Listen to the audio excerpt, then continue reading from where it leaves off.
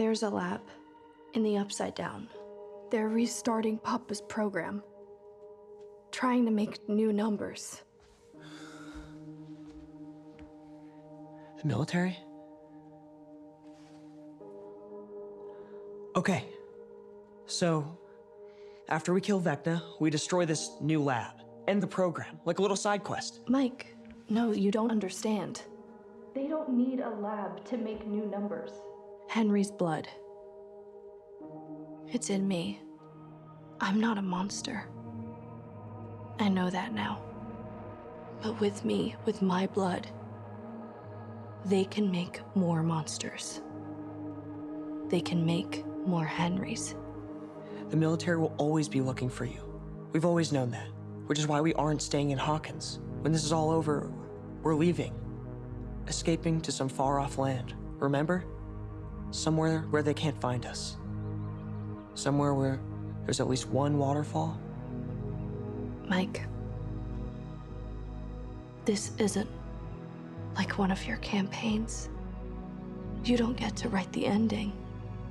Not this time. Maybe I don't. But we do. You, me, Lucas, Will, and Dustin. Because this is our story. And it starts with getting Will back.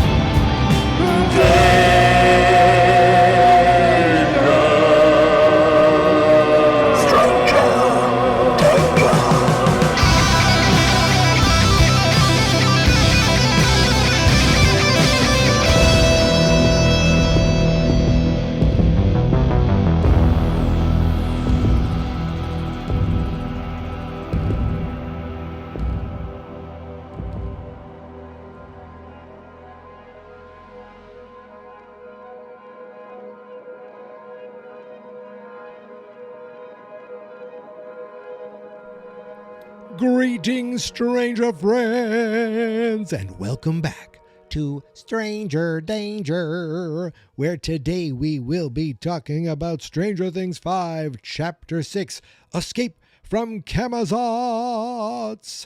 And let me tell you, friends, we are running out of time. It is almost here. The 31st, the finale is almost here. I see tomorrow they're putting out the final trailer for the finale. And I have to be honest with you. I just have to say it. I'm not going to watch it, and I'm not going to talk about it. It happens. I'm sure it'll be there. I hope everyone who watches it enjoys it. I don't want to see anything that I haven't already seen. If it wasn't in the original trailer, I don't want to know.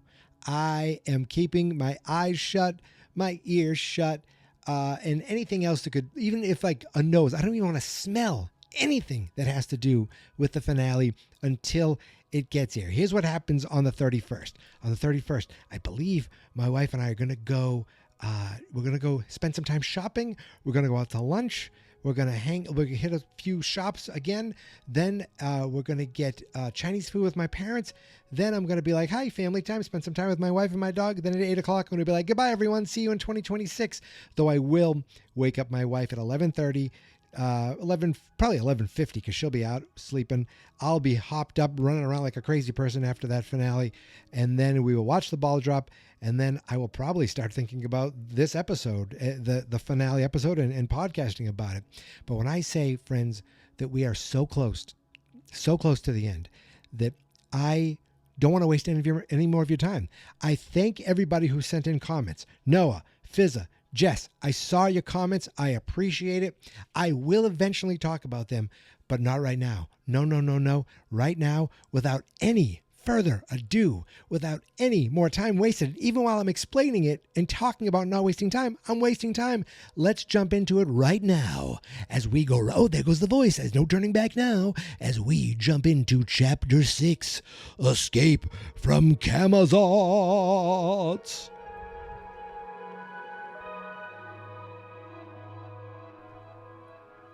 So this episode was written by Kate Treffry. I want to say Treffry.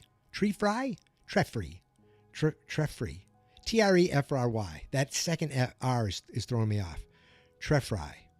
Anyway, she has written many Stranger Things episodes, including Season 2, The Spy, Season 3, The Sauna Test, Season 4, The Nina Project, and of course from Season 5, Escape from Camazotz, as well as she also wrote the stage play Stranger Things, The First Shadow. Interesting that should come up. And this episode, of course, was directed by the great Sean Levy, who I think the next time we'll see him, he will be directing a new Star Wars movie. Ooh, baby. So this episode picks up exactly where Shock Jock left us. Dustin is frantically trying to communicate with Jonathan and Nancy. He's running up the stairs. He's screaming at them, "Don't touch anything. Don't touch anything. Do not touch anything." But we know that didn't happen. We cut to them on the roof. We know Nancy took the shot. But nothing seems to happen at first. So Jonathan thinks maybe she missed. She didn't.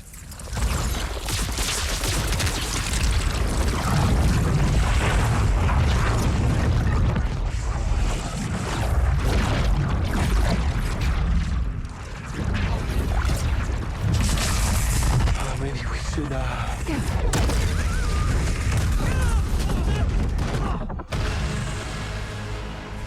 So the sky above them seems to almost tear open. It somewhat seems to resemble a gate, with the red glow, but it also appears to be spinning and things are flying around like Death Eaters in there. There's like a tear in the fabric of reality, which maybe that's exactly what happened. It seems to almost pick up momentum and moves faster and faster, glowing brighter, and before Nancy and Jonathan can duck out of the way and hide, it just seems to burst, and they're thrown back violently. Inside the building, Dustin gets knocked over. It's almost like there's an earthquake. And then we see that the burst ripples out. It ripples out of the center almost like water. It starts a violent red and then morphs into almost a cold blue. This cold blue wave of energy that just travels the entire length of the Upside Down, reaching all the way to the wall where Hopper, Eleven, and Callie watch it pass over the head and smack right into the wall.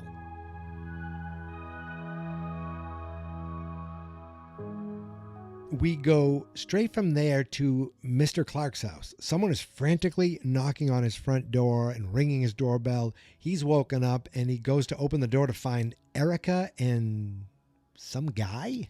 He has no idea who this is, but we know it's Murray. So Mr. Clark sees his prize student with some strange old guy, which she tried to say is his uncle, and he's like, I'm the babysitter. You could see why he's almost like, what the hell's going on here? Then they see this woman comes to the door, calls him Snookums, and once you hear Snookums, once Murray hears Snookums, he is never going to let that go. Erica recognizes her right away. She's like, the librarian? And then Murray makes a fairly inappropriate comment about her shushing him. Mr. Clark seems to agree with me that was pretty inappropriate, so he tries to close the door and says, I'll talk to you tomorrow, but Erica's like, Dustin is in danger. He's like, what kind of danger? Life or death danger. And of course, Murray says, what do you say, Snookums? He's like, you're going to keep playing with the librarian, with what do you say, the bookworm? Or are you going to build us a tracker and save your star student? Back in the Upside Down, we go to the lab where Dustin is basically tells us a huge answer about what the Upside Down actually is. And for someone who Steve says can never admit when he's wrong, he says right there that he was terribly, catastrophically wrong. He tells Steve that he found a journal, and he confirms. He says it's Brenner's journal, so we know that was Brenner's little office. He said that the key to destroying the wall is in that journal, but it's not a shield generator or dark magic. Vecna didn't make it. Science did. So there is something about destroying the wall in there. But the thing is, it seems like we don't want to do that after we find out exactly what it is. Dustin mentions exotic matter, a single source of energy that is holding that whole giant wall together. And he thinks Nancy just shot it. Steve still doesn't understand. He's like, well, isn't that what we want to do? We, get through the wall? Like, that's not bad. And Dustin's like, no, you're not listening. Vecna didn't make the wall. So he isn't on the other side, which means Holly and the other kids, they're not on the other side either. Nobody is on the other side. And they're like, what the hell is on the other side of that wall then? And we see, back at the chapel, we see the ripple of energy. It stops. Then, back at the lab, Steve asks again, what the hell is on the other side of that wall? And Dustin says one word. Death.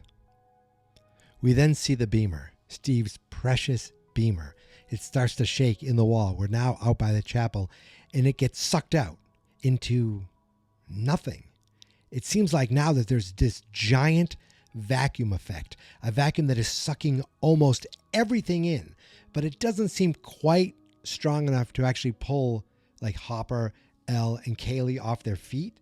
So they hide behind a structure, but then they see a gate open. Hopper's like, everyone get behind me and wait. And Elle's like, nope, no thanks. She jumps up. He's like, Jesus, what the hell? God damn it. He basically is yelling, screaming. And she gets up and she just uses her powers. And it's kind of awesome because you think of her as like using her powers to push something away. Well, right now she's just pushing everything away and almost creating this wind shield that is just like completely, it's like almost a force field. It reminds me of like Fantastic Four. She's using her energy to push everything away from her that's coming at her, and it's making this nice force field around them, and they get closer and closer to the gate. In the lab, Dustin tells Steve that everything they have ever assumed about the Upside Down has been dead wrong. This place, the Upside Down, it isn't another dimension. It's not another world. It's a wormhole, a bridge between 2 points in time and space, between our world and another. And if the bridge collapses? It will take us with it. All of us.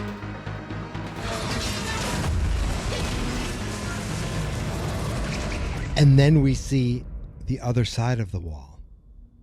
It is just this giant structure that is connecting basically what seems like two entities, two worlds, two realities. I'm not sure exactly what the two things are.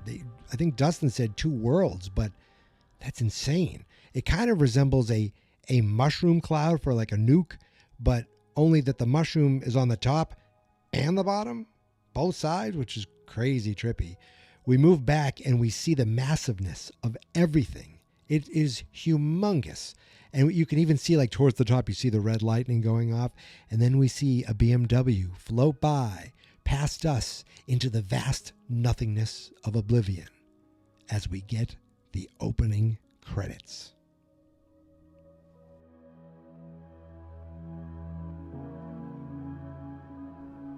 On many shows, I would hit skip intro and get right to the action, but not on this show. Not at this time. I mean, we only have so many of these left, so I want to enjoy them all while we can. And when we cut back from those credits, we see that same floating door that Max and Holly went through to start their journey into Henry's memories. Only this time we see Max and Holly bursting out of that door back into the field, running as fast as they can, running and not stopping until they make it to the cave. And thankfully in there, they're safe. He can't get to them there, but that doesn't mean that he didn't follow them, because then we see Henry. He is in obvious pain from, Will snapping his leg and everything like that. He looks like Mr. What's-It again, but not the nice, kind version that he was using to trick the kids. This time he looks maniacal. He looks insane. He yells in there for Holly to stop, tells her to come back to him. He says that Max is a liar who has corrupted your mind, but Holly knows the truth. No, you're the liar! I saw you! I saw what you really are! monster! A disgusting monster! Holly! If you don't come back with me right now and rejoin the other children, I will have no choice but to hurt Max. I may even have to kill her. Then why don't you? Huh? I'm right here! Oh, that's right. You're too scared of a stupid cave, you goddamn coward! Things have changed, Max. There are now other ways to get to you. And Holly, when your new friend begins to suffer, and she will suffer, you can either return to me and end her suffering, or you can watch your new friend die. Her life is in your hands. So while I was rewatching this episode, I thought, why does Vecna even care about Max now? Like, why does he have to get to her? He already used her. He already won. He already got everything he needed to get started. But then I realized, wait, it's not that he needs Max now. He needs Holly. He could actually have done everything he wants to do without Max. And now he's using Max as a leverage to get Holly to give in. So now it kind of makes sense why he goes through all this trouble to get to Max. It's to make Holly suffer or to get Holly to give in and come back to him. And he says there are ways for him to get to her, which I take as now he believes that he's able to get to Max's actual physical body.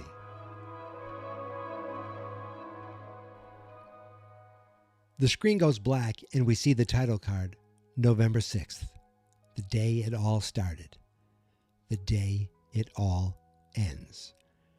We're at the radio station and that dead Demogorgon is still nailed down by the radio tower. It's smoldering.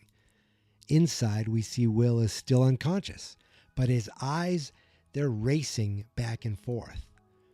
Joyce is right by his side, and you have to wonder, is she feeling some serious guilt right now? This was her idea, though he did save Max and he did save Holly, so I feel like it definitely was worth it. And I think Will would say the same thing. It's just they don't know that because Will isn't able to get out and tell them. In the other room, Lucas is just beside himself with what happened or how things turned out, really, because he's like, Will should be unplugged from the hive mind. Like, why didn't he wake up? How did he see Max if she's with Holly? And is any of this real? Like, is Vecna messing with their minds? Like, none of it makes any goddamn sense. But Robin has a theory. Assuming everything Will saw was real, that he saw Max and he saw Holly, she has an idea. She jumps up and she runs over to a wall of records. She pulls down 3, one to represent each of them. She pulls down The Clash for Will, of course. She pulls down Tiffany for Holly, that makes sense. And of course, for Max, she pulls out the obvious Kate Bush. Robin was pretty great with all 3 of them, right on target. She goes on to say that each one of these, even though their bodies are all in 3 different locations, they share one thing in common. They're all unconscious. And what happens when Vecna captures you? What does he do? He puts you in a trance, which looks an awful lot like a coma. So it's funny. She takes their bodies are the record sleeve and their minds are the vinyl itself. So she takes them out of the record holder and she places them all together. And her thought is, Will is in a trance, Holly, wherever she is in a trance, and Max is not in a coma, and she never was in a coma. She's in a trance. Just like Will, just like Holly. It is hitting me like a Whitney Houston high note. What if their minds are all in the same place? In Vecna's mind. Imprisoned. At least they were. If Will's right, then Max and Holly are now making a prison break. And if they succeed, they will return to their physical bodies. And Max will come back to life. And they'll have been in Vecna's mind. Literally. They'll know everything. I mean, they'll know where Will is. Where the kids are. They might even know what he's planning. That's endgame. The fate of the planet may very well rest in the hands of your comatose girlfriend and your baby sister. It's worth one more shot, right? It absolutely is worth a shot, Lucas. So think about this. They're thinking they could get a leg up if Max does escape, if Holly does escape. Not only is it great that you get them back, but they might know things that the rest of them are in the dark about, like what all the other kids are there for, how to get to the other kids. If Holly can get away, she can get the other kids, or at least get someone to go back to the other kids. In theory, you'd think that's how that would be able to happen. So it's definitely worth a shot. Like they're thinking, well, Max might be trying to escape. Will said run. Maybe she's escaping now. They're like, get to the hospital right now. So Robin can't legally drive, but she's going to take Lucas, and they go to the hospital to make sure Max is safe and not alone when hopefully she wakes up. And Mike, he's going to stay around. He's going to stay behind with Joyce and watch over Will.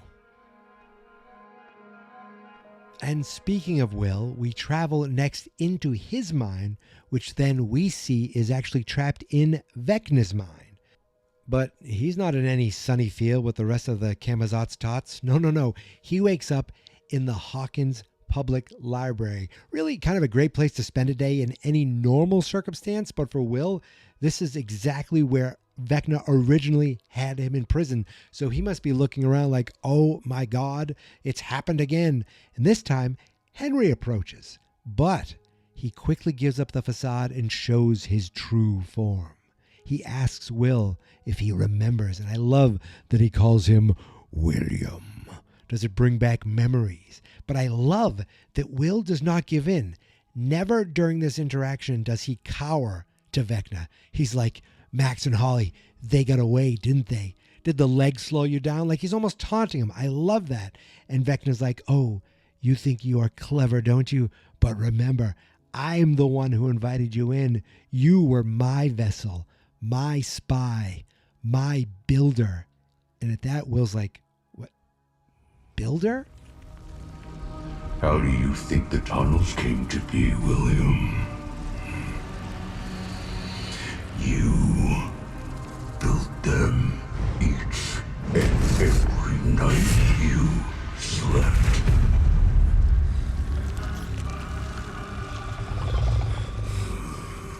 There is much power within you, but make no mistake, boy. They are my powers, and they are stronger than ever before. Much stronger. So we see Vecna is hanging in that lair where he has all the kids, originally, and he's hanging up much in the same way that he was inside the Creel house, only now he's in the lair, and it's like whatever thing he's connected to, it seems like his tentacle vines, whatever the hell they are, is connected to something above him that's like beating like a heart. Even though it looks like a big gross stomach, it's kind of beating like a heart. And we saw something like that originally when in the library, when he was pumping into Will with that, the whatever grossness he was pumping in, which seems to be what he's doing now to all these 12 kids. I don't know, whatever it is, but he says he's much stronger than ever, and now at last it's time for his vessels to lead them to a new world, to a better world. But Will still doesn't relent. He's like, too bad your world will never exist now that Max has one of your vessels. And that's where Vecna's like, there's more than one way to smoke a fox from its den, William, because he needs to get Max so that he can get Holly back. And he tells William that you're going to help me. You're going to be my spy one last time.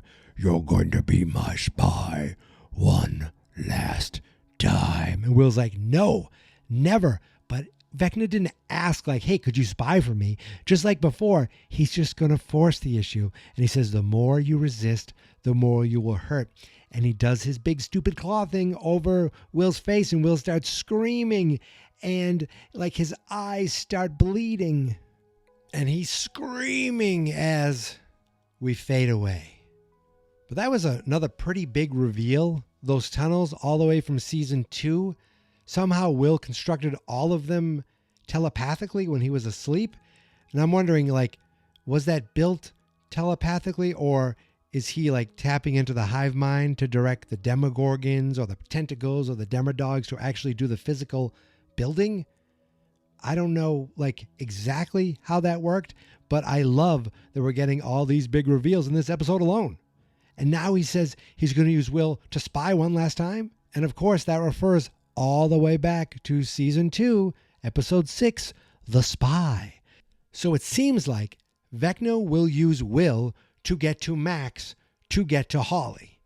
That is some Inception level treachery.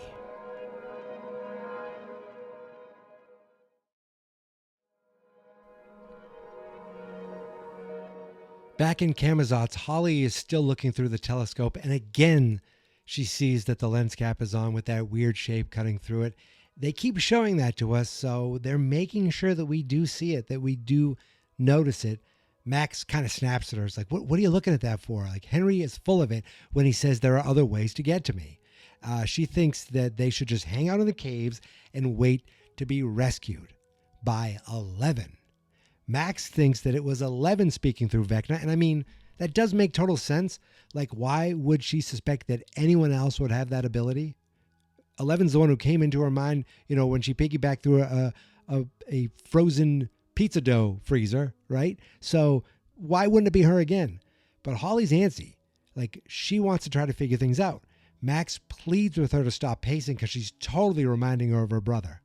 Holly's like, okay, since we're here, we might as well talk. So she's trying to figure out, she's wondering why Henry won't go into the caves. This prison. Camazotz. Sure. It's made up of Henry's memories, right?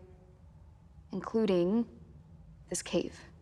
So I figured it's like, I don't know, a memory that for whatever reason Henry doesn't want to face. Something traumatic. Except there's nothing in here that is even remotely scary, so maybe not. Anyway, that's my theory. I like it. Thanks. And if you're right, maybe we can escape through this memory. Holly's theory is that their traumatic memories, we got Max in the attic, Holly in her house, like those memories led them out of Camazotz, or they were about to leave them out of Camazotz, and maybe Henry's traumatic memory does that same thing. Max doesn't agree, though. She's like, there's nothing in here, and like those memories weren't just bad, they were the exact moments where Henry stole their minds. Like, he can't steal his own mind. That would make no sense. But Holly's quick to say, since when does anything make sense in here? She thinks, maybe there's a secret passageway, or maybe there's something out there as she looks out beyond the cave opening. Max is like, yeah, there's a lot of sand out there. Just lots and lots of sand. Max has searched it, but not all of it. You are not going out there. Holly, we're staying here and we wait for 11, end of story. I don't think Henry was bluffing when he said there's another way to get to you. We have to find a way out of here before that happens. You coming? Or are you gonna let a child head into the desert unsupervised? I take it back. You don't remind me of your brother. You are your brother. So Holly heads off into the desert, and an annoyed Max can't do anything but follow her. Back at the Squawk, Mike notices a hearse driving up. He's like, did someone call the funeral home? They both go outside and they see the car park, and out comes Hopper and 11 and some other girl. They made it through the gate. They got out, and then they still, they borrowed a hearse, and let's just hope that's the closest any of our heroes come to a hearse. Elle runs up, gives Mike a big hug. Hopper runs up, gives Joyce a big hug. Elle introduces Mike to Callie. Mike's confused. He's like, oh, where did you come from? Hop says it's a long story, so it's better if they just tell everybody all at once, except that is everybody right now. They go inside to see Will, and Elle goes right to him, and Joyce, and really everyone, is hoping that Elle can go in there and find him wherever he is. Back in the Hawkins lab, Steve is worrying and wondering how long it takes a wormhole to collapse. Dustin thought it'd be instantaneous, which means either they're already dead or Nancy didn't completely destroy the exotic matter since, they weren't sucked into oblivion. So Steve heads off to go find Nancy. Dustin's hesitant about how unstable the building could be right now, but Steve pushes on. He calls out to them on the walkie-talkie, but he hears nothing. Suddenly, they both look up into like this open space in the lobby, and they see straight up to that unstable exotic matter going bananas. And Steve's only thought is, oh God, please tell me they're not up there. And you know what? They're not. Not anymore. They were, but it looks like where they were on the roof melted, and they ended up in some room that is getting more and more filled with this melted matter. I don't even know what to call it. Like the melt, it looks like I don't know. Like cream paint. It looks like paint, kind of melted paint, I guess. And you see some of it dripping on them. And I actually would have thought it'd be very hot in order to melt. But then the fact that like it isn't hot is even crazier because it's not heat that's melting it. It's that exotic matter. And now that it's not hot, it kind of looks like it would be kind of fun to be in, almost like a giant mud bath. Just don't be in it when it dries. Oh, and don't get stuck in a room where the door is locked and stuff is just pouring in, because that's exactly what is happening to Nancy and Jonathan right now. Back at the Squawk, Elle is heading into the void as Callie watches on. She's just in, looks like one of the studios with an eye mask on and headphones on. Hopper is down in the basement cleaning his wounds, and Mike is wondering about Nancy. Hop thinks they're probably just inconsiderate pricks, which is actually the best case scenario, considering, they could be picked up by soldiers, something going to happen with the wall or with the vacuum or anything like that. But he doesn't actually think they got sucked through the wall. He's just confused. Like Max, Holly, the wall, how does it all connect? They seem to be missing a big piece of the puzzle, but Mike is confident that those pieces are in Vecna's mind, and now they finally have a way to get in. But then Debbie Downer pops in to say that Jane hasn't found anything yet. She comes down and is like, she's struggling up there. Harper's like, okay, give her some time. But Callie, I have to tell you, I am liking her less and less the more time I'm spending with her. She's saying, oh, she's getting weaker, not stronger. Oh, you're the expert on Elle. You've known her for what, a day and a half? Callie's like, oh, longer than you, actually. We were raised together. Okay. I've known the guy I went to third grade with longer than I've known my wife. Guess who I know more with? Because I spend more time with. So the length of time you spend with someone, Callie, when they were little kids, and then maybe a week when she was like, a teenager, sorry, that doesn't count to the amount of time that these two people have spent with her. And then she's like, and her name is Jane. I'm sorry, her name is whatever she wants to be called. Does she want to be called Jane? Does she want Mike to call her Elle? I had friends in college who I called them by their first name. Other people call them nicknames. I felt like an idiot calling them nicknames, so I had to call them by the name that I knew him as. And that's how these people are. I am liking her less and less. And I love that Hopper's like, oh yeah, I know, Jane Hopper, because she's my daughter. She's like, oh, I'm just here to help. He's like, oh, you're just here to help. Okay, I'm sorry. Thanks for your gratitude. I thought you thought this whole fight was pointless. And Mike's like, you said this whole thing was pointless? She said, I never said that. Oh, really? Well, that's how it sounded to me. I leave her alone with Elle for 2 seconds and you worm into her head. She's probably having trouble fighting because of you throwing her off track. And they're like arguing back and forth about who knows what's better for Elle. Callie's like, she was probably off track when, she was off track when I met her because of your lies. Oh, I am getting so angry with her. Everything I have done is to protect her. Keep telling yourself that, but if you really want to protect her, she needs to know the truth, and she needs to be ready to deal with what's waiting for her on the other side of this. Killing Henry won't end this. What the hell does that mean? It means nothing. She's a child. She has no idea what she's talking about. She's talking a bunch of nonsense. I think you know I'm not. But just as you lied to Jane, you also lied to yourself. You ask why I'm still here. I'm here to make sure that this never happens again. Yep, it's official. I hate her. I hate the way that she talks to Hopper. I hate the way that she talks very much like everything I say is fact. And it's almost like she's talking down to these people she just met. And I really dislike, yeah, okay, she went through some crazy stuff at the lab. It's not these guys' fault. In fact, if it wasn't for Hopper and Elle, you'd still be there. So show a little gratitude, maybe, instead of telling them everything they're doing is wrong. And then at the end, she says, I'm here to make sure that never happens again. To me, that sounds like a threat against 11, or I'm sorry, against Jane, as you want to call her.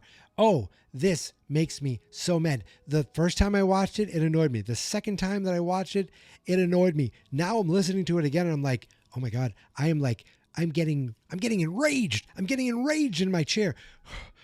I need to calm down. Okay. And the fact that, like, you know, she says killing Henry won't end this. They're like, what does that mean? And Hopper's like, it means nothing. You know what? It absolutely means something. Number one, Kelly's wrong. Killing Henry will end almost all of this as long as you keep 11 away from the government. And, you know, it doesn't mean also that if they create all these new kids, doesn't mean one of them is definitely going to turn into an evil wizard. It just means one of them might have powers. 11 has powers, and she turned out quite all right. So killing Henry might actually end this and put an end to this. Just because, now, yes, you don't want these tests to happen, but it doesn't, none of that is an exact, none of that is definite. It just could, would, should, maybe. But what we do know is that there is a monster wizard out there and he must be stopped. And that is the most important thing. Not Kelly and her side mission of making sure this doesn't happen again. I am so enraged. I didn't write down any of these things in my notes. This is just me listening to this again. And I'm getting... Okay. Calm down, Mike. Calm down. Okay. All right. So after she says this, the lights start flickering. Okay, I'm going to collect myself. And Mike runs upstairs. He's like, Elle. He runs upstairs and 11 can't find Will. Can't find me yet. But she's hoping with a little rest and a little fuel. And they're thinking if they get her that extra boost of the tank at the cabin, that might help. I'm still so angry at Carly. Over at the hospital, Robin and Lucas breeze by the receptionist as quickly as possible. They head to the elevator, but before Robin can get there, Vicky stops her and takes her off because she needs to talk to her, because apparently security and MPs are looking for her. Something to do with maybe, I don't know, a bag of benzos that she took out of someone's room. Vicky says, it's time to come clean. And Robin nods. She agrees. It's time. Upstairs, Lucas gets to Max, puts on Kate Bush, cranks it, and says, Max, it's time to come home. He's ready, and he thinks she is ready too. Back at the lab, Steve and Dustin are making their way up towards the roof. Dustin's nervous because of how unstable things are. He wants to take it slow, but Steve wants to go as fast as possible and almost walks right into a section of stairs that melted away. While they're trying to get to Nancy and Jonathan, those two are still trapped in that room. The melting goo, the melting whatever you want to call it, it's still filling up the room. Nancy tries to break through a door, which she does, but that leads to a flood of more melt coming through. And now more of the ceiling caves in, and it's just gushing in. And the only thing they could do now is just jump on a table and scream for help, help, help.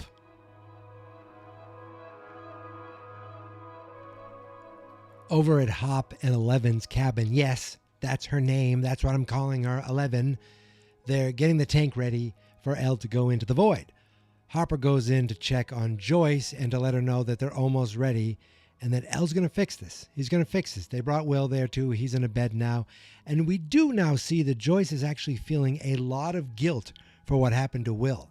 Like she finally put her trust in him and believed that somehow it would all work out. But then this happens, and it's like every choice she makes is wrong. And Hopper knows how she feels, but he wants her to know it's not her fault.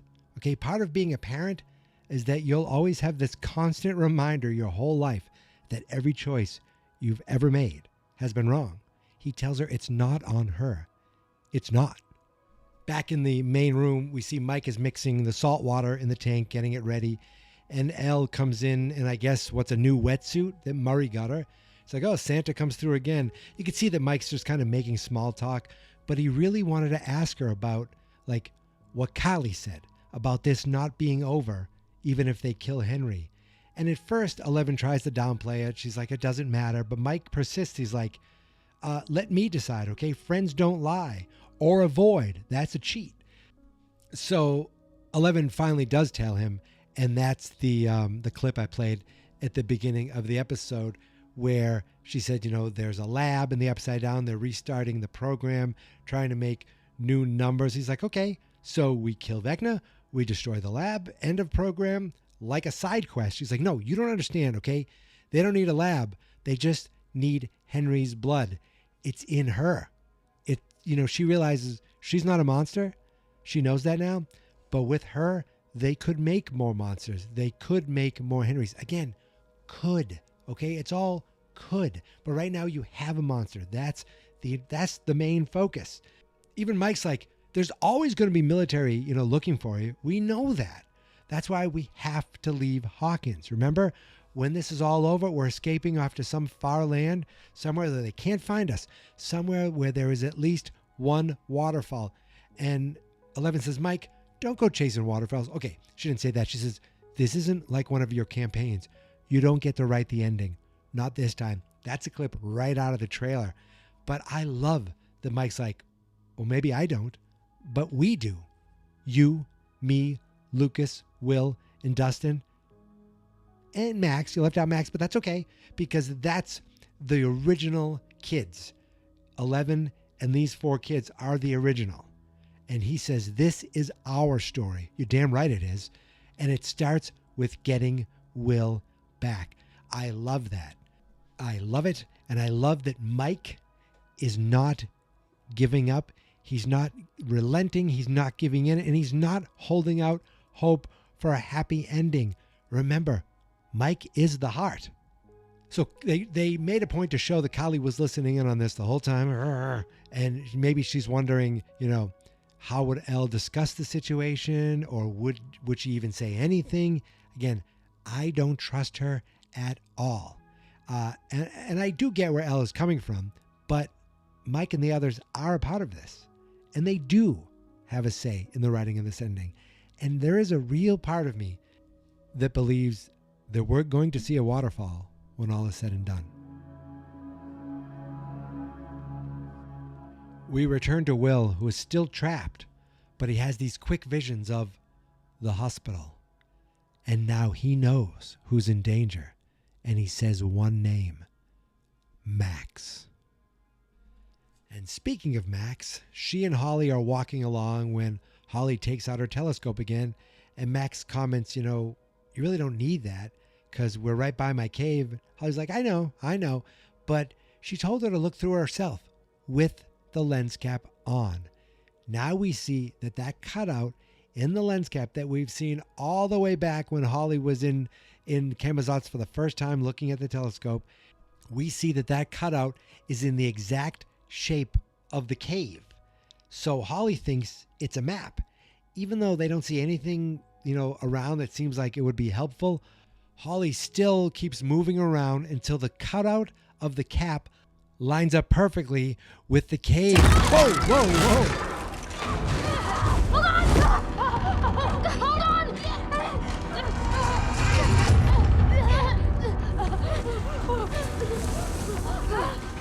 Holly stepped right onto a mine shaft, and she almost fell in.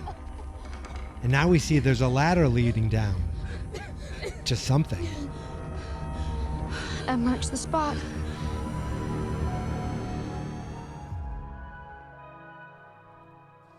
So we go back to the hospital where Robin told Vicky everything. She finally came clean and told Vicky the truth about everything that's been going on. And you can see Vicky is pacing back and forth, seemingly trying to come to terms with everything Robin told her. But in reality... Sorry, just a crazy day at work. Call you tomorrow. Sorry, there's another crisis at the squad. I mean, who works all night at a radio station and who is stupid enough to believe that? Apparently me. Vicky, who's sitting at home waiting for the phone to ring while you're off with your friends getting high. Getting high? Come on, Robin. You are going through withdrawal. You have the wrong idea. I am not on drugs. Right, sorry. Just look at me. You have been busy with your friends hunting monsters. God, no. All right, maybe you even believe it yourself. With the amount that you were clearly on, if you just go cold turkey, it can cause confusion, paranoia, hallucinations. These are not hallucinations. I mean, okay. To be fair, Vicky's explanation makes a hell of a lot of more sense than Robin's if you're just looking at it from the outside. Like, okay, this person's on drugs, or a dark wizard is stealing children and putting them in a dream world. But Robin's like, yeah, that's exactly what's happened. Vicky, the Earth split in 4. Military have taken over Hawkins. Is what I'm saying crazy? She's like, yeah, batshit crazy. But she's not only angry, she's also worried. And she thinks that Robin isn't well. She thinks that Robin needs help. But at this exact moment, Robin just needs to get the hell out of there because they hear someone outside. Robin hears some military guys outside, and this other worker's like, oh yeah, Robin Buckley, I just saw her in that room, and points at her. Robin's like, oh snap, closes the door, and she says, sorry, Vicky. Vicky's like, oh no. She's like, sorry, Vicky, gotta go. She heads out, and they're like, excuse me, Robin Buckley. And she tries to ignore the soldier, but then another one shows up in front of her, and they're like, where do you think you're going? And I'm thinking to myself, seriously, are there any nice soldiers in Hawkins at all? Like, did they say, I need this elite group, not really elite, but give me the worst of the worst and bring them to Hawkins? It seems like Ramirez was the closest thing that we had to someone who's kind of nice, but he is extremely dead. Everybody else, all assholes.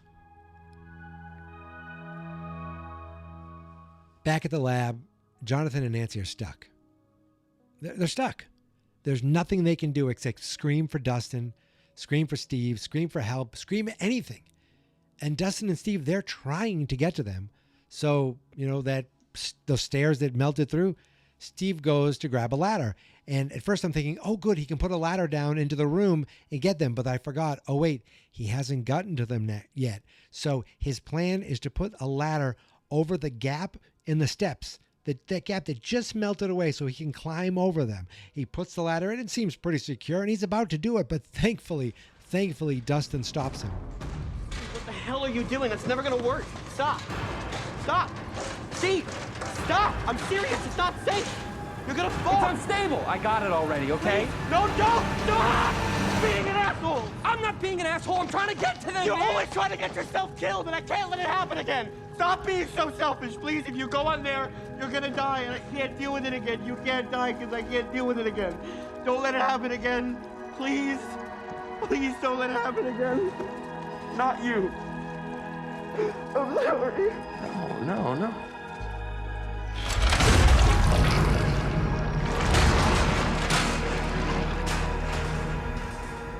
You heard that clang at the end, right? That was the ladder falling through the stairs there. A little more melted away. That ladder fell down many, many, many floors.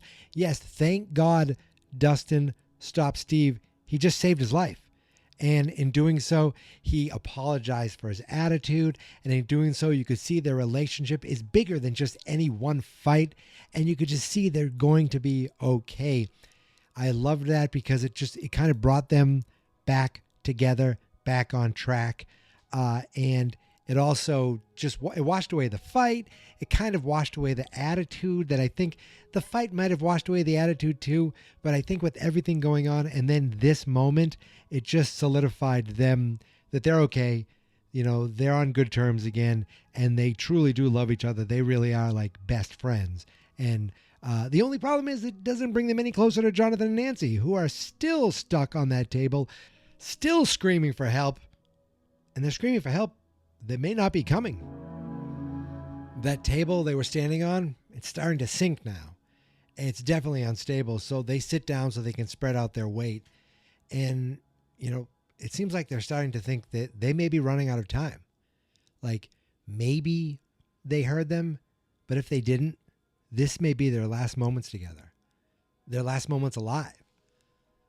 They stop yelling. They just spend some time together.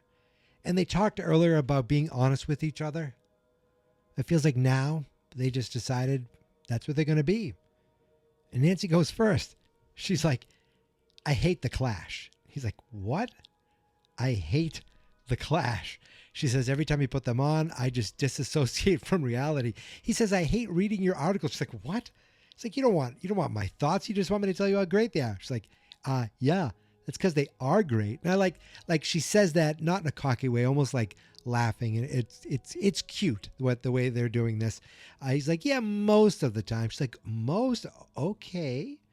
So she says, I never read Slaughterhouse-Five. He must have suggested that to her. She read the Cliff's Notes. They say Cliff Notes, I think, but isn't it Cliff's Notes, I believe, the plural or the possessive? He's like, I never read Anna Karenina. I just read the Cliff's Notes. Guys, I never read either of them, but I will someday read a book where Nancy is a character in it. But Slaughterhouse-Five, Anna Karenina, never read them and probably never will. But she's like, you're always late and I never say anything, but I want to punch a wall. He says, I took back your pink sweater. I brought it to Goodwill. I hate pink. She's like, I was looking for that. He goes, but I felt guilty. Okay. If it makes you feel better, I did feel guilty about this. She talks about flushing his last bag of weed down the toilet, and she didn't feel guilty about that. He's like, oh my God. She says, I hate when you're high. He says, I hate when you're drunk. But most of all, I hate when you're high and I'm drunk. And they're like, why do we do this? And they share a laugh, but you can also see there is some sadness here, almost like they're coming to a major point. Now, they think they're coming to that point of their life. But Jonathan, he finally admits to her that he never applied to Emerson. Nancy knew that already. She figured it out, but neither of them said anything to each other about it. He just said that he felt like he was doing something wrong, like he was going against the natural order of things. And they talk about their shared trauma, that thing that ties them together forever. Like, it made them feel safe, but also, and Nancy's like, yeah, it can also be suffocating. And Jonathan agreed. Nancy said that when he was in California and she said that she had to stay behind for work, she didn't really have to. Like, Fred could have covered for her. Also, Nancy, it's a school newspaper, so yeah, you probably didn't have to. But she said she just felt like she needed some space. And Jonathan just came out and said it. Space to be with someone else.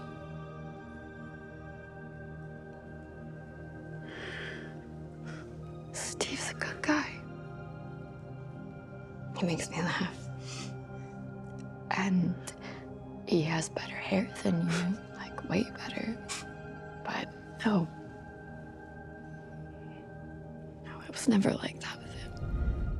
When Jonathan said space to be with someone else, my niece audibly gasped. She was like, oh.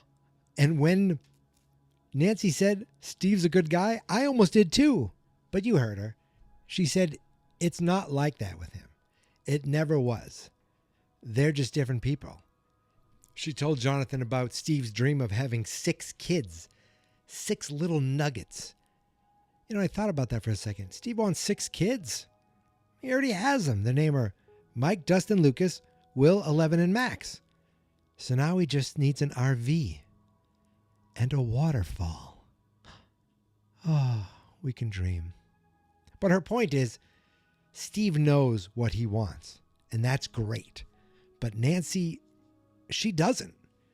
And she was hoping, maybe she'd have time to figure that out. But then the world split in 4, and now they think this is the end. They look around. They think these are their final moments. So Jonathan figured, one last confession. A big one.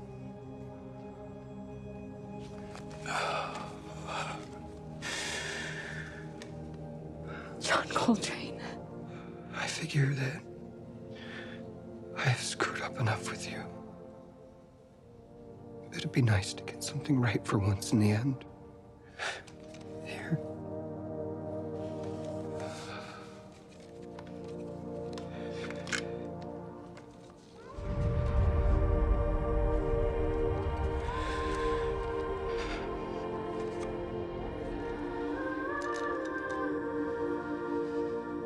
Nancy Wheeler,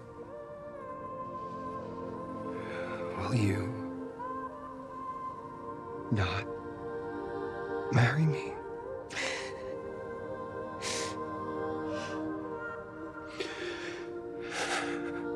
I tried to convince myself that this would somehow fix everything, but it was just gonna make things worse. Which is why it has been sitting like a cannonball in my pocket for the last 2 days. So what do you say? Do you accept my unproposal? I accept your proposal. I love you. I love you, Nancy Wheeler. I love you, Jonathan Byers. they embrace, and they're smiling and laughing and crying. And Jonathan gives Nancy a kiss on the forehead. He takes the ring and he tosses it, and it lands with a clink.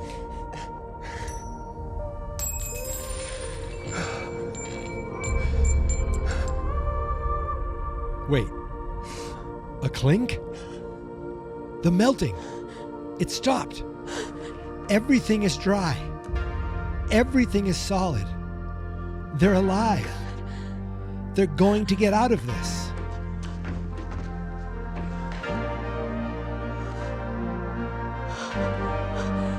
Jonathan! Oh my God!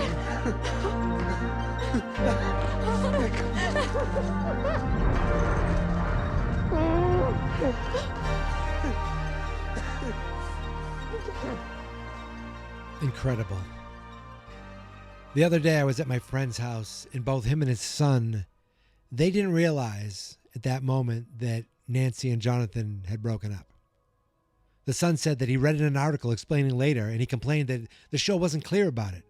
Now, don't worry, I called both of them idiots, and I can do that. He's 20. I've known him since he was born. His dad I've known since I was 3. They're basically family. So I can safely, with love in my heart, call them idiots to their faces. I thought it was pretty clear to me that, they love each other. But for right now, they know that it's better off if they went their separate ways. But you never know what time could bring. Now, I am right? Or am I the idiot? Like they did.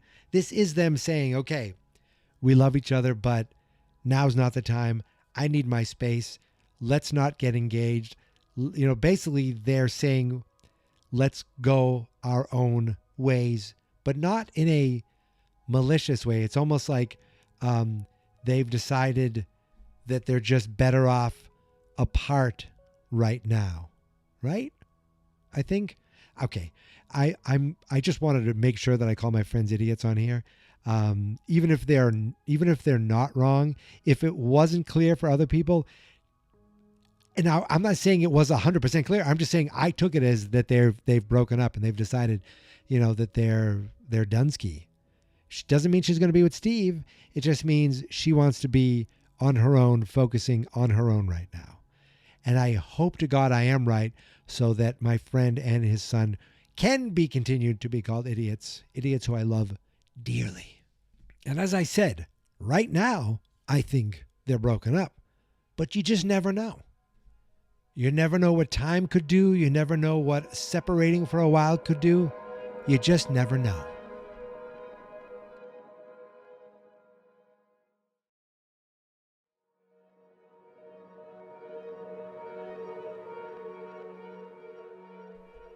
So back at the cabin, 11 is in the tub and she's about to go into the void to try to find Will. She tells Joyce she will find him and she will bring him home.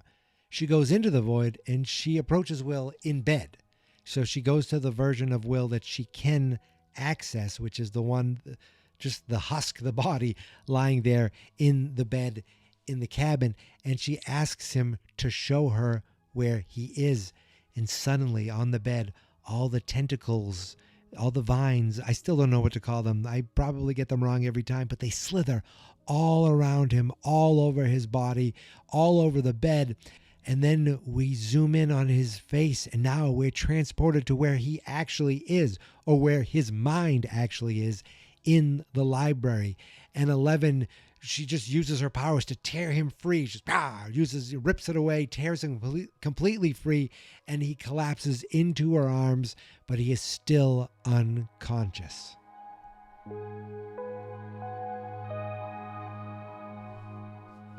We go back to Camazotz, and there's a lot going on in Henry's mind right now at this moment. Like, think about how many people he has in there doing different things, right? Max and Holly, they went down the ladder of that mine shaft in what I am calling, at least the first time I watched it, kind of one of the more annoying parts of this episode, this season, this entire series. Like, at first glance, this kind of really bugged me. Or I shouldn't say at first glance, at second glance. The first time I watched it, I wasn't sure what I was seeing, but on reflection, on rewatching it, on reading something about this, it kind of bugged me.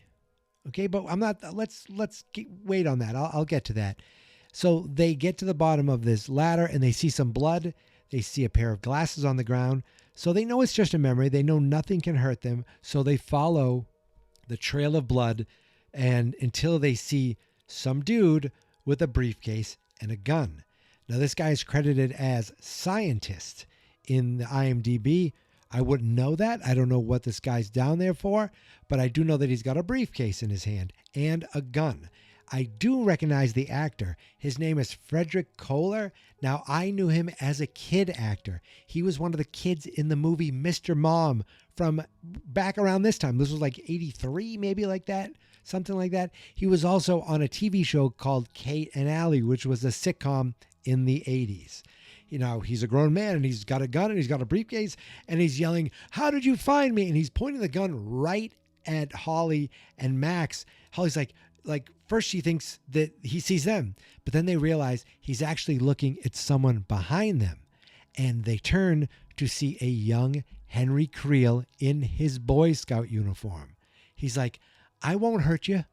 Please, mister, don't shoot." Who are you? Henry Creel. I live near here. They sent you. Nobody sent me. They sent you. I was in the caves. I heard a scream. They sent you. You're just confused. You need a doctor. This guy sees a young Boy Scout offering to help him, and he shoots him right in the hand. I say the kid is right. This dude is confused. Please!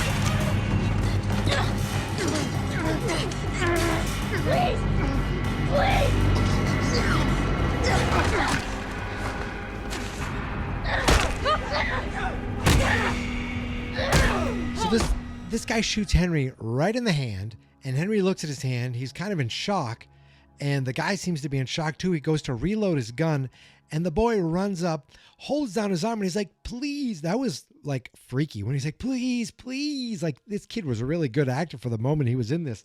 The way he was saying please, and the gun's turning on him, and finally he pushes the gun down. The gun falls down, and Henry just grabs a rock, and he's like, "Now I bash your brains in," and he bashes him over and over and over again. And Max grabs Holly and is like, gets her out of there before they can turn a corner and come to an area where there's nothing but rocks covering what they thought might have been an opening, what they thought might have been a way out.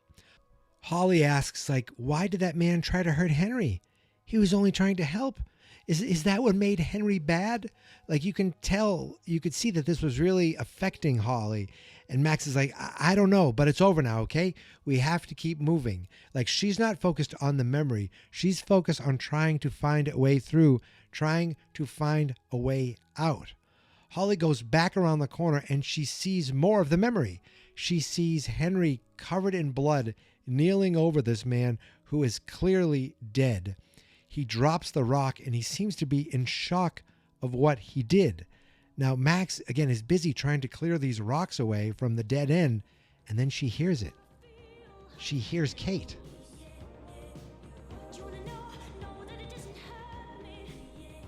Holly's still watching Henry's memory.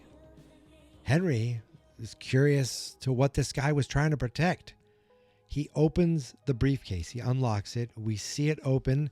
We hear a slight hiss, and we see almost like fog coming out of it, like dry ice. And then nothing. Max comes back to get her, says Holly was right. This is the way out of Camazotz. It's here. But going back to what we just saw, like what we saw with the briefcase and that scientist, if we don't get anything else from that memory, if that's all we get, I have to say I find that disappointing and a little annoying.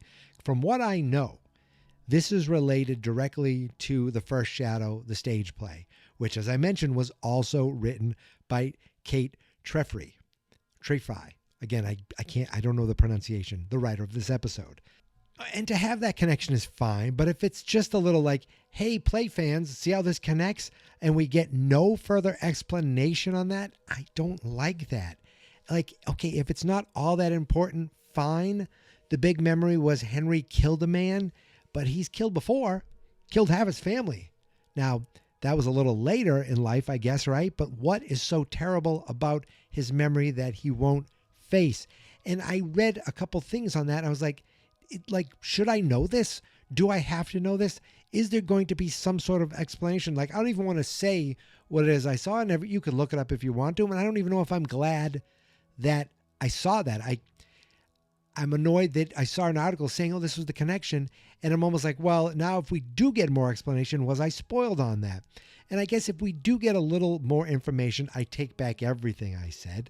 The finale is over 2 hours, so hopefully we get something on this. Because if that's all we get, if that's like, if you want to know more, go check out the play, I just don't love that. So hopefully we get something more, some explanation, some confrontation as to why Henry is afraid of that. But anywho, Max and Holly keep pulling rocks away over and over, trying to get closer to an escape.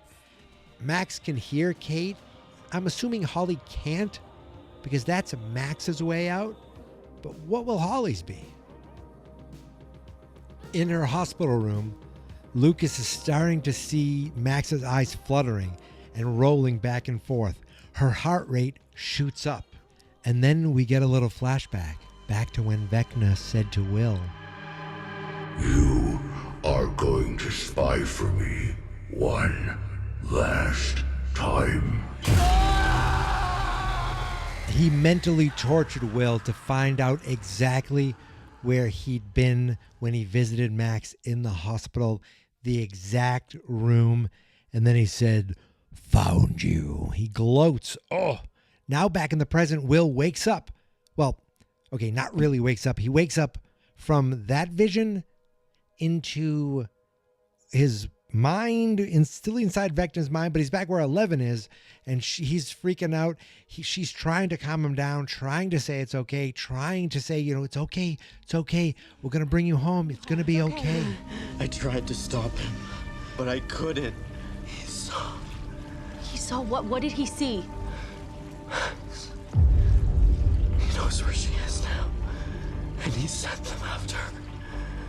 They're coming for her in Hawkins. Elle immediately pops out of the tank and goes and checks on Will.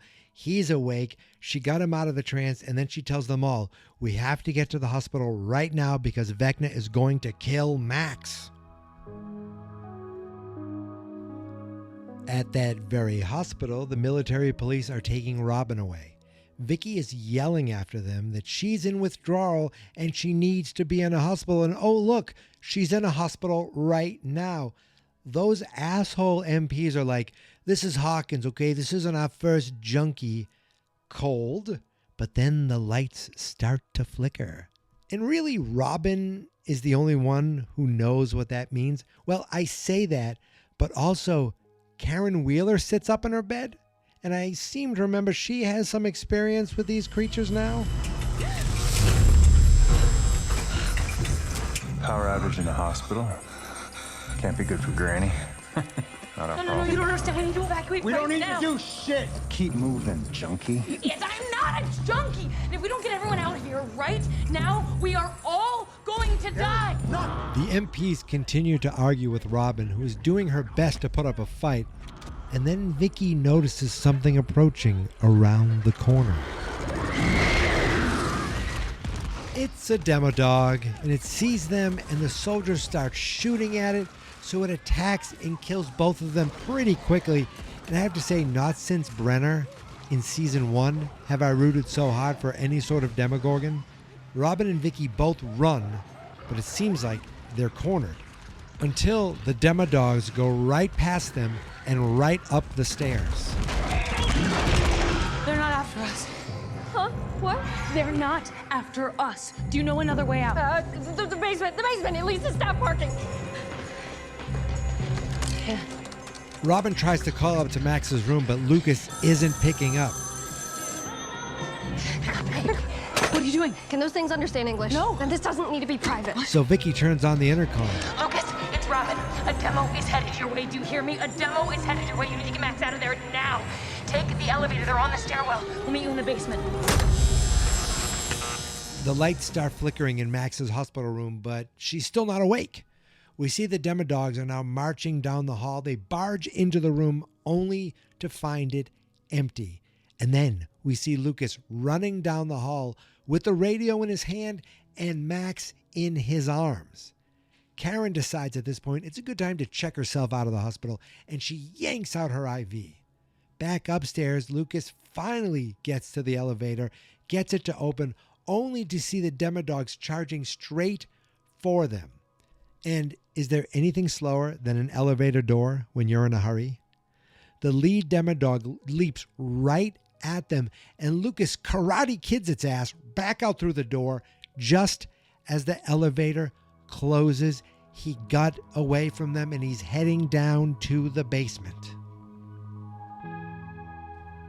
Back in Camazotz, Max gets another stone out of the way. There is a space, but it's not really that big. We can see the red sky of the way out. It's so close. They have to keep going. They have to try. Holly's able to squeeze through that space first, makes it through okay. Then she starts to pull Max through, who is struggling, but they do not give up. In the hospital, Karen is also struggling to get to her feet, struggling to walk out of the room. But before she leaves, she can't help but notice a bunch of oxygen tanks. We've all seen Jaws, haven't we? Now, Lucas makes it to the basement okay, with Max still in his arms. Like, I get tired carrying 2 bags of groceries in from my car. This kid is showing amazing cardio here. They run directly into Vicky and Robin, but the Demodogs follow them down too, and they seem to have them cornered. They all run into the laundry room, hoping to find their way out. Vicky closes a door to keep the monsters away, but the door on the other side, I think the door they were trying to get through, seems locked.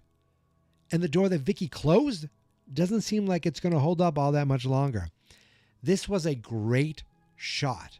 From the moment Lucas and Max came out of the elevator to the moment they realized that their exit was locked was another one of these great oneers where it all is one shot, or at least it's all made to look like one shot. I love these. But while I was loving what I was seeing, Vicky, Robin, and Lucas, not so much. They're basically cornered. All they can do is hide behind some machines, but you can see that they are terribly, wickedly frightened. I'm really sorry. I thought you were a druggie. I'm sorry for lying to you for like a ludicrously extended period of time. For the record, I wasn't lying about Enzo's. And if by some miracle we survive this, I'm going to take you there. And we are getting dessert. Deal?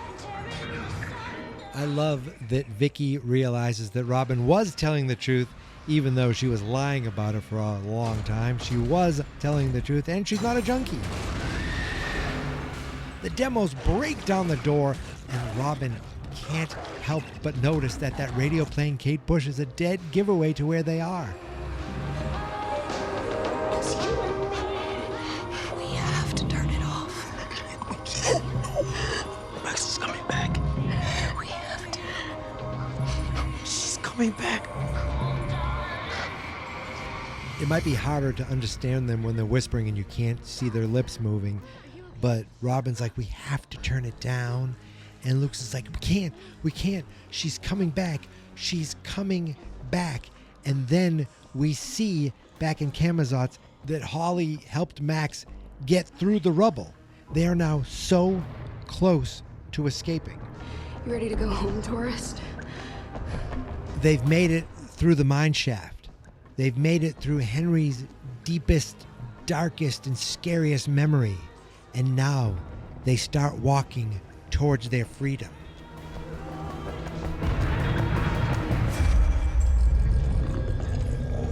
In the hospital, the three demodogs are slowly making their approach. I'm thinking maybe Lucas turn the radio down just a little bit and put it closer to her ear. The three demos are now only a couple feet away in a scene that totally reminds me of the raptors in Jurassic Park. Like the ones, before they were heroic and Chris Pratt could talk to them and all that stuff. They get so close, but then they get distracted by a buzz. And a dryer that turned on. The three monsters are drawn to the noise like a moth to a flame. They get right up to it, but do not realize that tumbling inside the dryer is not sheets from a room upstairs. It's an oxygen tank.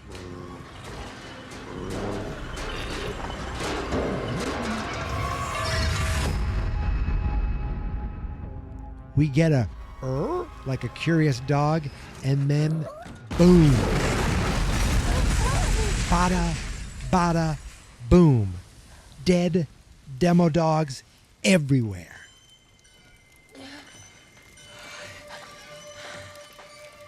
Robin, Vicky, and Lucas all get up and come around to survey the aftermath, where through the smoke they see their hero.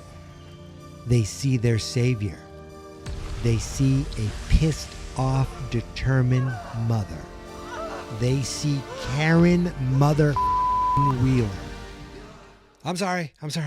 Emotion got the better of me.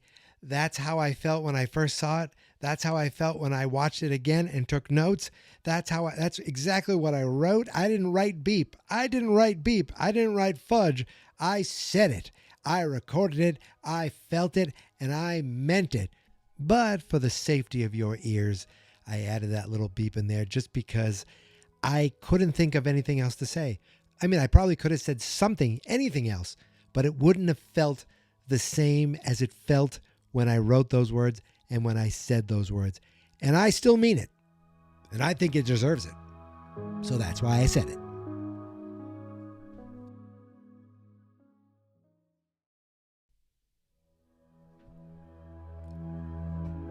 So we leave the hospital and go to Camazotz for our last moments of this episode. But I wanted to note that I loved Karen, her kind of like her growl when she came, like she's upset and she's angry and she wants to know where the hell her daughter is. And she knows these creatures. She's seen them before. One of them almost killed her. One of them took her daughter. So it probably also felt very satisfying to kill three of those a-holes. Look at me censoring myself now. Kill three of those things. And just like she is just, you could see she's frustrated with her, like, that she can't talk and that she couldn't save her daughter, but she sure as hell could save these 4 kids, and she did. And there's a 5th kid, her kid, who, in a way, she may have indirectly helped herself, not even knowing it. We head back to Camazotz, and Max and Holly are making their way through, looking for a way out. Then Max sees her window. She sees Lucas still carrying her. She's probably like confused, like, wait, does he carry me around the hospital every day? Because she has no idea what's going on in the hospital right now. Holly is also ready to go, but Max tells her, and this must have been devastating, like, oh no, you can't go with me. This is my way out. It leads to my body, not yours. Like, Holly has to find her own way out. Now, I've seen some memes like joking about how long Max was talking here, and I guess it's funny. I get it, but give me a break. Holly is a little kid, okay? She is not the same age as Max. She is not the same age as Mike. She is a youngin', okay? A little kid who helped Max escape this hellish portal. Do you expect her to just leave this kid here and not try to help her a little bit? Look, good luck, Holly. I'll see ya, and let me run back that hill and run back to Lucas, and you can go screw yourself. No. She has to help her. She has to help her figure her way home. She doesn't need Kate Bush. She doesn't even know Kate Bush. That doesn't even matter. She needs to find her way. She needs to find her own something to connect her to the real world. Imagine if Tiffany started playing right there. That would have been awesome. But it's not music. It never had to be music, and it's not a boyfriend. Max suggests to Holly, it's Holly the Heroic. What about that? Holly says, no, that's just a toy. And even though Mike said Holly the Heroic never gets scared, so when something scary happens, Holly could become her, she never did. She said, I couldn't save my mom. I couldn't save myself. And when Henry attacked you, I just stood there. And Max is like, what? Like, there's nothing you could have done in any of those moments, all right? You're smart. You really think you could stop those monsters with a fire poker? And I think you're leaving a few important things out. The day that we met, you went into the woods, even though Henry told you that dangerous monsters live there. And then you followed me into the cave, even though you had no good reason to trust me. And then when I told you to go back to Henry, to go back into danger, you didn't hesitate. And today, when I gave up, you didn't. I've been here for so long, Holly. So long.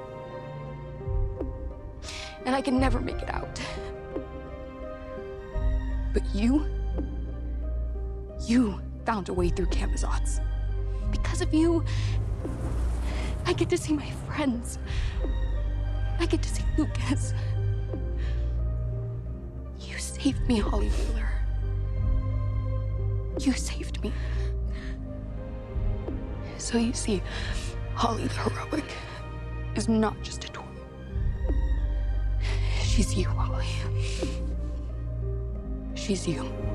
And something about those words seemed to inspire something in Holly to realize that Holly the Heroic is who she actually is.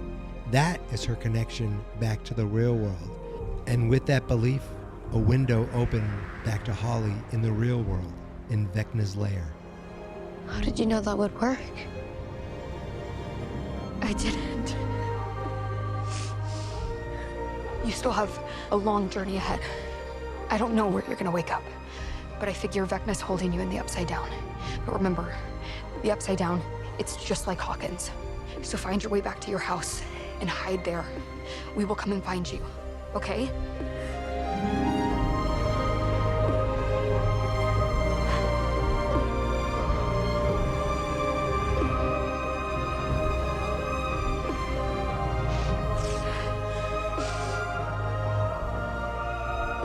I'll see you on the other side. On the other side.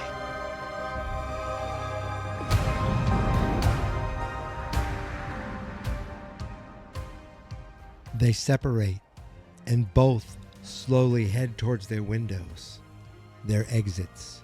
their bodies. And then they start to run. They run faster. They run harder. Back to their lives. Back to their friends. Back to their families. Back to reality. They're running up that hill. They're running to safety. They're running to their freedom.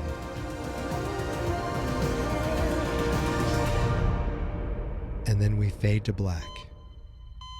And the last thing we hear is Max's heart monitor. Now, she's not connected to that thing anymore. So, really, I think it just represents that her heart is still beating, that she's still alive, and that she's going to find her way home. But we don't see it in this episode. No, no, no. We fade to black just as Holly and Max are escaping from Camazotz. So where we stand right now, they assume that wherever Holly's being held, she's probably in the Upside Down. And it's just like the real world. So Max told her, go to your house and wait for us there. And that actually seems like a really smart idea. So as they both run back to themselves, we now know that Robin, Vicky, and Lucas are okay. And Karen is doing better. Mike, Hopper, Joyce, Will, and Eleven, I think they might be all headed their way on the hospital. Jonathan and Nancy didn't drown in the melted building. And Steve didn't fall to his death, thanks to Dustin holding him back. And nobody gives a shit about Ted Wheeler. I don't know where he is. I want to know. I want him to be okay. But I have no idea. As I finish recording this episode, it is already Tuesday, December 30th. I really hope to get this next episode out to you before the ball drops on New Year's Eve. And by that I mean before the final episode of Stranger Things comes on Netflix. Because really, that marks the end of the year. I mean, yes, I know there's the whole midnight thing, but really, the true end that we're all thinking about is not 2025. It's Stranger Things 5.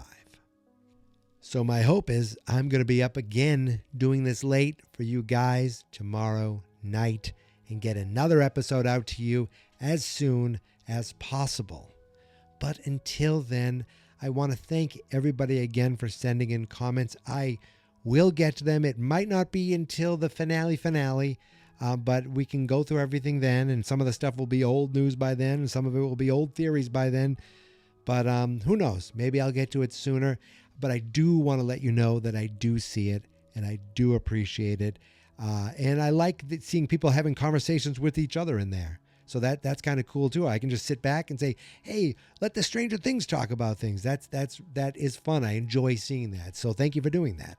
And again, I hope to be back once again tomorrow with the final before the final.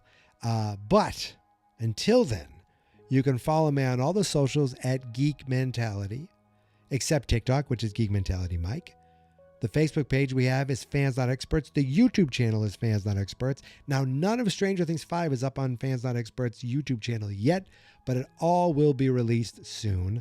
And the website for all my other podcasts is fansnotexperts.com. It's actually for all my podcasts, but if you just want to go to Stranger Danger, you can just go to strangerdangerpodcast.com, and you can follow strangerdangerpodcast.com on Blue Sky and Stranger D Pod on Twitter, even though I still feel like I'm forgetting to post things there, but that's all right. That's okay. The important thing is these episodes are getting out to you, and you guys are finding it, and I truly, truly appreciate it. So I will be back soon, hopefully sooner, maybe even soonest. I don't even know if that makes sense, but I will be back very, very soon. But until then, thank you so much for listening. Thank you so much for subscribing. Stay stranger, my friends, and justice for Ted Wheeler.